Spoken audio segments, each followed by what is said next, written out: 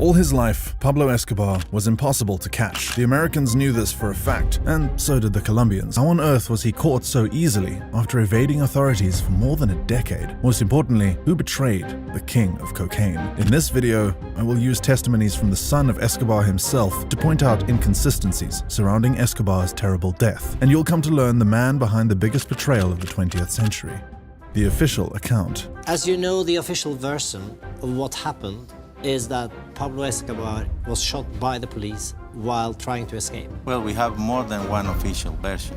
If you ask the North Americans, they will tell you we were the ones who killed Pablo Escobar, and if you ask the Colombian police, they will tell you we were the ones. Till today, everyone claims they killed Pablo Escobar, and that can make it pretty difficult to trust the government's official account of Pablo's death. However, there is some truth to be found in that official account. According to the government, on the 3rd of December of 1993, a $100 million 6-month hunt for the painfully evasive Escobar came to a glorious conclusion when they discovered where he was hiding, the barrio home of his auntie in Medellin, his hometown and the same town where he had begun his coke career. This part is true, but it begs us to ask a very important question. How did they track him? According to them, Pablo had made a call to his son. Authorities had tapped and traced that call, and within an hour of that call being made, Pablo was involved in a deadly shootout with members of Los Pepes and the Colombian army. But there is a problem with this account. If you know anything about Pablo Escobar, you know it's practically impossible to believe that Pablo would have made a call from his hometown, or any call for that matter. He hated phones, and he had used phones in the past to trace and kill his own enemies. He always teach me not to use the telephone because it was death, as his own words. Don't use telephone because it's death. Also, at the time, the whole of Medellin was under heavy surveillance. And yet, according to the official account, Escobar not only made a phone call, he also said his name and requested to speak to his son, and then had a lengthy conversation with him. As difficult as it is to believe, it turns out this part of the official account is true. Pablo did make that call. But then we're left with yet another question. Why? Why would he make a call that had almost a 100% chance of leading to his capture? Early days with his father. Understanding why Pablo made the call to his son requires having a firm understanding of the relationship he shared with his family. The media tries to paint Escobar as a loving, attentive father who did all he could to shield his family from the horrors of the drug trade. While it is true that Pablo might have been a loving father, he didn't hide his lifestyle from his family. I know both because he was my father, but also he was a bandit. And when I was 7 years old, he told me, look, I am a bandit, that's what I do for a living. In March 1976, when Pablo was just 27, he met 15-year-old Maria Victoria Henao. They fell in love and eloped to start a life together. They ended up having 2 children, a boy they named Juan Pablo, now known as Sebastián Marroquín, and a girl named Manuela. Escobar might have had many lovers outside his marriage, but he only had one wife, and he only recognized the kids she had for him. So in his own twisted way, he loved them. He loved them enough that he poured his soul into whatever family time he could squeeze out for his son. Conocer a Disney siempre es un sueño de cualquier ser humano.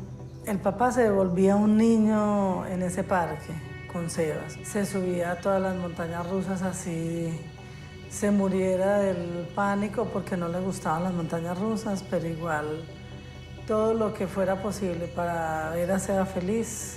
He was especially fond of Juan Pablo. Right from the start, Juan Pablo Escobar had a privileged childhood. In the 70s, he grew up in a magnificent mansion with large buildings, a go-kart racing track, a private zoo with hippos and elephants, huge swimming pools, a fleet of exotic cars and helicopters, and hundreds of maids and guards at his beck and call. However, under this somewhat magical setting was a looming feeling of danger and death. Because from that same house, Pablo ran the Medellin cartel, which supplied 80% of the world's cocaine. From that same house, Juan's father, Pablo Escobar, would give assassination orders, plan drug routes, plant car bombs, and wreak violence in Colombia. And when Juan was old enough, he tried to change his father. When I saw the bombs in the news, I told him, look, what's going on? You don't have to do this. You should not do this. A lot of innocent people is dying. And he told me, he answered me, look, I didn't invent this. They used this against my family, my beloved ones. But Pablo wasn't going to change, even if he was willing to hear his son out. On the other side of the fence, Pablo was very intentional about his parenting. According to Juan, when he was just 8, his father called him into a room, and his old man had laid out all the drugs that were available in the house on a table. He began teaching his son the effects of using the drugs, while discouraging him from using them. From then on, everything went smoothly for the Escobar family, until Pablo Escobar himself made a terrible error. While hunting down a government official, Escobar blew up a plane with 110 innocent passengers. Unfortunately for him, 2 Americans were also on board, and this gave the American government an excuse to intervene in Escobar's capture, a period of extreme danger. The US used every means possible to hunt down Pablo Escobar. They sponsored a Colombian-run paramilitary group called Search Block. They worked with a group of anti-Escobar vigilantes and colluded with rival cartels. Eventually, Pablo Escobar gave in and agreed to retire to a private prison called La Catedral, while his wife, son, and daughter had to move between hideouts, never staying in one place for more than a few days and living in constant fear that they would wake up with a gun pointed at their faces. Pablo even taught them how to kill themselves to avoid capture and torture. He instructed them to shoot themselves in the right ear. The walls were closing in on Pablo, but he couldn't afford to allow the same to happen to his family. However, this devotion to his family was about to be stretched to its limit. Every day Pablo spent in La Catedral, he lost allies. Most died fighting for him, and the ones who survived handed themselves over to the authorities. They believed the war was already lost. You could say they betrayed Pablo, but nothing they did or said could have led to Escobar's capture, because the government already knew where he was. They were just too scared to try to take him, because even in captivity, Pablo was still very powerful. Powerful enough to order hits on 2 of his men, powerful enough to simply walk away from La Catedral when the Colombian government decided to extradite him to the US. However, he was still losing ground, and his family was in serious danger. A little over a year before his demise, Pablo hid his family in La Casa Azul, a hideout he had built in the past. Pablo knew he had to make a choice quickly. It would be right to say he was at an existential crossroads. Juan Pablo would recall his last physical moment with his father. "My father took us to La Casa Azul as a way to say goodbye without knowing it. We even saw him cry for the first time. Then, Pablo Escobar promised his family, 'Wherever you go and wherever you are safe, I will find you. I will take a boat and find you.' After Pablo left, his family tried to escape to the US, but Search Block blocked their travel plans. Then they tried Germany, but they were also denied. Ultimately, they were forced to lodge in a hotel in downtown Bogota, where they could be killed at any moment. Pablo was aware of this. He was also aware that no one really wanted his family. What they wanted was him. But they also wouldn't hesitate to kill his family to get him, if that was the cost. The traitor is revealed.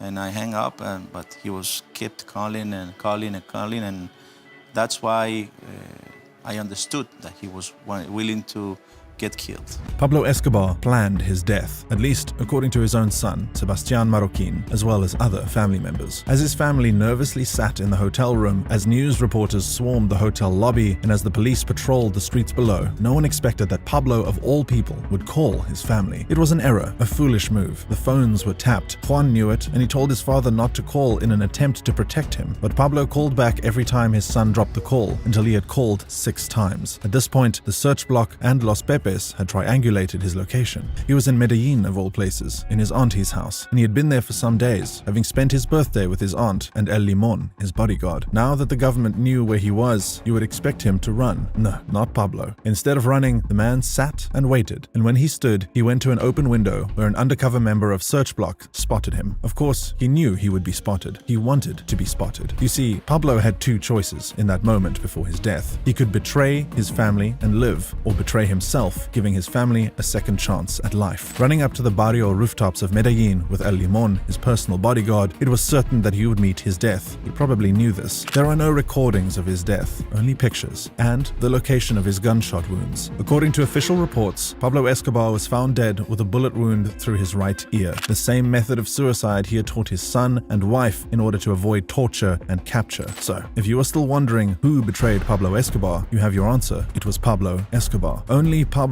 could have ever betrayed Pablo. Only Escobar could have ever killed Escobar. And only his loving family could have caused that monster of a man to make the ultimate sacrifice.